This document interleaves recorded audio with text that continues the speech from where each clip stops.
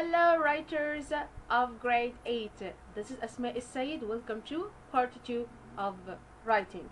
We're going to focus on narrative context, by which I mean the starting, setting, characters, and conflict. Alright, let me draw your attention. Listen, my children, and you shall hear of the midnight ride of Paul Revere on the 18th of April in 75. Hardly a man is now alive who remembers that famous day and year.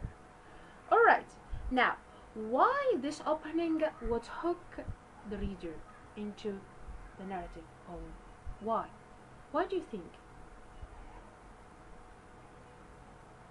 Because it adds what?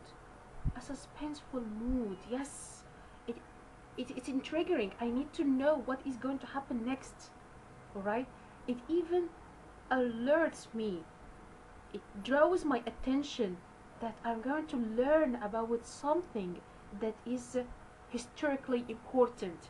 We're going to learn about Paul Revere. By the way, that was an opening narrative poem by Henry Wordsworth. Okay? Longfellow. I recommend reading this poem. It is a great one. Alright, so I am hooked into this poem. I want to read a lot about it. So, the narrative have to start somewhere, okay? And by somewhere, it's the context, okay? That introduction should have a problem, situation, and observation, engaging the reader to and orients them to what is going to happen, which often is more effective, okay? Now, here he gives me a question. You have two passages. You need to choose, pick one to be the most. To create a setting, you can use words that indicate things such as the season of the year. Like, do you remember Max Schwedman?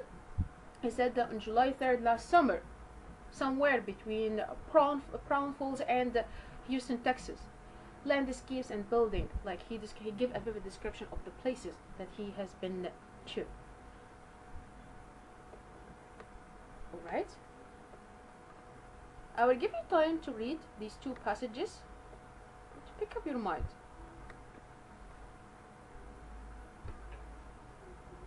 There was enough moonlight that we could see the trail, but the same light caused shadows all around that were scary because our enemies might be hiding in them. Oh, it's exhausting to read. Then Amiri tripped on a rock. He fell down and hit his head. I could see that he was bleeding when he got up. I didn't feel the injury. I kept reading without emotion. When I asked him if he was alright, he said he felt dizzy and leaned against a tree. We were faced with a difficult dilemma, and Amiri was the one who always got us out of tough spots. I had no clue what to do. The only sentence that I like is the last one. I had no clue what to do, whether to keep reading or not. It is not engaging. I didn't feel what is happening. I didn't learn a lot. I had even forgotten the names. Let's move to the second passage. The moonlight forest was beautiful. Now, setting. But as Amiri and I ran along the trail, I could only focus on the shadowy places where our enemies might be hiding. Every rustle was a menacing. Every hoot an animal cry startling. Then, despite the bright moonlight, Amiri tripped and fell. As soon as I heard the thump of his head hitting the ground, I knew we were in trouble. He got back up, but he was swaying. Then I noticed the blood. As you can see, he started with the setting, okay? And the setting is a beautiful forest. Amiri and I, the main characters here, ran along the trail, so they are escaping because he refers to they have enemies. And he adds a visual image of shadowy places that the enemies are hiding. Rustle, hoot, these are the sounds that the animals create. The cry, they are freaking them, they are causing fear. Then he used some transition words to add more sequence that another event is happening. despite the bright moonlight, because he said that the trail was lit. How could Amiri trip? Oh, it rhymes. Okay, so then here he used it as to move to another event. Despite, now he's comparing that he is his contradiction. As soon as he realized something, all of these transitions add sequence to the events. Now let's move to the most enjoyable part here, the dialogue. Your head, it's bleeding badly, I told him. Just told him, okay, without any emotions. Doesn't matter, he mumbled. Oh, now I can visualize what is happening. How was he talking? It didn't make any sense. We have to press on. I just have to let this dizziness pass, he said, dropping his head and depressing himself against a tree. Bracing himself against the tree, he's extremely exhausted. This motion of the actions, it's amazing. Amiri! My attempt to whisper his name leapt out like a child's cry. Amiri! Like this. I took a deep breath and began again. Amiri! What should I do? Tell me! Please! How do I get us out of this alive? How? Okay, now I can feel this, that he is sitting next to Amiri, wondering and whispering in his ear and looking all around the surrounding. Okay, this one is of course perfect and I'm hooked here, and I will keep reading the story. I want to learn more about this. Now let's move to this activity. Inshallah, this activity we're going to do it together in class. We're going to divide you into 4 groups and work on each piece of writing. Alright, you need to create a well elaborate situation with a problem. Of course, don't forget the setting. Okay, to emphasize, to focus on what is important and share it. Okay, now let's start. We have 4 prompt questions, 4 stories to begin with. As you can see in the picture, behind the curve, an athlete boy, I guess that's a soccer costume, and so on. You're going to write an article about student athletes who started playing sport in middle school. In the article, you'll compare them with student athletes who played organized sports or took lessons before entering middle school. The article will include a brief narrative about one student's experience joining the soccer team as a new player. In the opening, you might establish the student's level of experience. I'm writing about from which experience? From the point of view of the student, a new student. Okay, how far, like he was just watching football? Did he play football? Did he join a club? Did he have professional training? This is the question. You need to provide me with the background.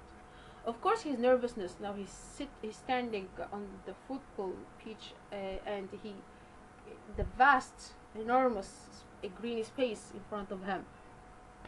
Okay, it's tremendous and scary. And they're not having as much training as most of the other players, and he's wondering that he is less than the other. Okay, or whether he's going to do good or not. I don't think that you're going to do well. Okay, but you're going to provide the journey. This is one prompt. I will give you time to consider the others. You're going to write a biographical narrative on Louis Braille. Okay, biographical, it means that's a real story. So you need to learn about this French inventor that created the code that enabled all sight-impaired people to read. Of course, you need to provide the background information. Okay, his struggle, how did he learn, how he couldn't read, he needs someone to read for him, he needs books that he can use, all of these sort of things. Try to imagine and help explain his motivation for developing his code. Why? Motivation means why. Okay, He's a man of determination. Okay, you just need to read his story and get all the information and read it in a well elaborate story from his perspective. The third story, my best childhood memory. We're going to write a personal narrative about childhood experience. Do you remember Max Schwedman? You'll describe how you overcame your fear of ocean creatures so you could do what you love most: swim. Of course, you might vividly describe the setting. We're talking about the ocean, guys. Come on. All of the sensory, beautiful, colorful pictures needed to be provided. Okay, focus on the presence of hidden ocean creatures. Do you know the fish that hide under the sand and so on? Imagine Nemo. Okay, I want to see Nemo with the ability to sting and bite, so that readers understand how you initially viewed the ocean. Okay, and you can also relate to all the experiences that you had while swimming or having a vacation with the family and got stung or something. Okay. The fourth part we're going to is called Disappearance in DC. Oh, Washington DC. We're going to write a short story about 14-year-old girl who gets lost one day while spending the summer visiting her aunt in Washington DC. Okay? Of course, I'm going to narrate the story from the experience of the young girl. Okay? Little girl lost in the city, this big city. But before I get into being lost, I need to describe the landscapes, describe the place. That the place is amazing. It's filled with historic places. Yet, it's confusing. She doesn't know her way. She doesn't know her direction. Disorienting. It's confusing, disorienting, and totally absorbing and exciting place to her. How come? Come on. So you need to recall all the vacations that you have being into wonderful places. We're going to do this exercise in details. So if you have a plan, put it in mind before our activity. There are some techniques that could help to create a well elaborate context. Okay, first technique is question. Start with the question. As you can see in the picture, those are the main characters, the little brother and the older sister. Of course, we are familiar with the rules of every single one of them. Okay, how can I start my story? The first part, I will start with a question. Is it any wonder that I sometimes subject my 6-year-old brother to emotional cruelty? Emotional cruelty, it means that they traumatizing, they are antagonizing, they are annoying and torture the little siblings. Okay, we can only relate in Arabic. احنا لقيناك على باب جامع، احنا لقيناك في الشارع، انت متبني، انت مش اخونا. Okay, انت مش اختنا. Okay, you can all relate to these stories. It's whether you have told it or you have heard it. Alright, so the same idea that is happening here. So this story is relatable to us. Okay, it's relating to all of us. Then we move to the introduction. Here is one of our conversation from last Saturday. The 8th Saturday in a row, I took care of him while my mom cleaned houses nearby. Then we move to the dialogue. Interesting dialogue.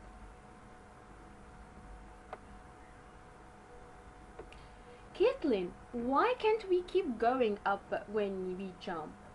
He asked. Something to do with gravity, I thought.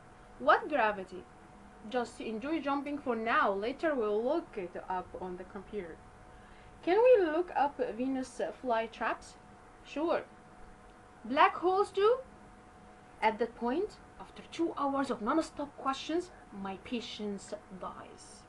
Right now, I wish you'd defy gravity and fall into a black hole, I told him.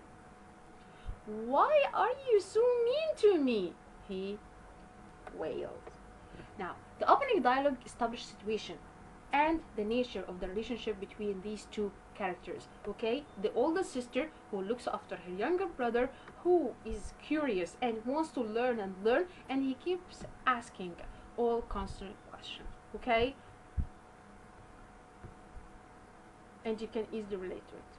Now, surprising statement. Okay, do you remember that was the old Max that ceased to exist? The same idea here. She's mentioned something that is intriguing. Okay, it provoked me, it drew my attention. Okay, I felt mixed feelings towards her, so I want to learn more whether to decide to like her or not. The statement was, sometimes I wish my little brother would get whisked away, maybe by some long lost relative who needs a young traveling companion while circling the globe. Okay, in fact, I recently had that very wish. Okay, like you wish that your younger sibling will vanish and you will be the lonely child. Everyone has this experience. I can see you laughing from behind. Vivid description of character. Vivid description, by which we mean I need to provide physical and emotional description. Okay, let's talk about the brother. He was drawing, concentrating so much he didn't notice me. He pushed his sandy brown hair out of his eyes. His forehead was crinkled. His freckles made me smile. He once connected them with black markers like they were a dot-to-dot activity. Okay, now the description is very vivid. He gave a vivid description on what is he doing currently, what does he look like, and whether he's funny or not. I have learned that he has blonde, he has brown hair, sorry, he has freckles, he's a fair one, he is funny, and so that creates some kind of conflicting feelings. Why? Because in the beginning she wished that her brother would disappear, and the second point, she remembers all the funny situations and all the likable things about him. So now this is a conflict, the inner conflict. So I have learned that the conflict is inner, not external. She doesn't have a fight with her brother or mother. Okay, she has a fight with herself, whether to like or endure her little brother annoyances or not. Catelyn settled down in a lawn chair and sighed. She finally gotten away from Sam, alhamdulillah, promising that if he drew by himself for an hour, he would play outside. They would play outside for 2 hours after that. Her little brother needed constant attention, a fact that her mother, who was cleaning houses nearby, always denied. So, her problem that her mother is busy working and demands her of watching her brother, and the brother needs extreme attention, so she cannot find a moment of peace for herself. That's the conflict. Out of nowhere, then through an open window, a voice broke the silence. This one, I like this expression a lot. A voice broke the silence. First of all, it's personification because a voice cannot break anything. Maybe if you're an opera singer, okay, broke her silence, broke her peace. Catelyn, I need your help. She threw the magazine down and marched inside. Okay, now you can sense that something is blowing up. Okay, something is blowing up, something is happening. Okay, so this one is again triggering and suspense. It creates some kind of suspense. The setting, of course, we have described that she was sitting, breathing, have a moment of peace away from her younger brother Sam, holding the magazine, On she was content, she was happy to gaze, just to gaze. Gaze means to stare for a long time or do nothing. To the white flower gently popping on the Mongolia tree, and so on. This is very peaceful setting. It reveals that kind of stillness, quietness, okay? That when Sam's calls her, it broke the silence. So it is a major intrusion, a major interruption, okay? Breaking. All of these techniques, so let's recall them. Start with a question. Dialogue, very important. Surprising statement. I hate my brother. I wish that he was away. I wish he's all these statements. Okay? Vivid description of the character. Describe the characters. Physical and emotional. Hint of the conflict, like but he's nice. But sometimes he's annoying. That's an inner conflict. Her mother demands her to watch him. She doesn't have a moment of peace for herself. So on. The setting again, what they're doing, and where. This activity, inshallah, is to draw and write a better poem. Okay, to draw my attention. Take a moment to write a better introduction. Rita Lee flew for the. Imagine that you are the edit. You are an editor in a magazine or a newspaper of your in your school. Okay, and you're going to publish this. You didn't like it, so edit it and write a better book. Rita Lee flew for the first time when she was barely 6 years old, but on the flight she decided she was going to become a pilot. Okay. Edit this opening to include description of Rita Lee as an adult pilot and as a 6-year-old airline passenger. Okay, she's starting background. She was little. Now she's. Imagine this year in a cinematographic motion picture. You're going to the little girl in the airport in her uniform as a pilot. Then she recalls all of the experiences.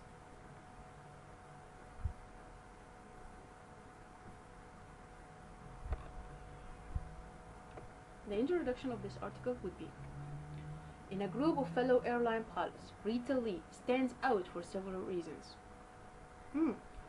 She is one of only few women. That's number one. She is half a foot shorter than everyone else. And she has long blonde hair pulled back in a ponytail. Yet, there's something she shares with the other pilots. What is it? Her intense love of flying planes. That love was born when she was a 6-year-old with a blonde ponytail.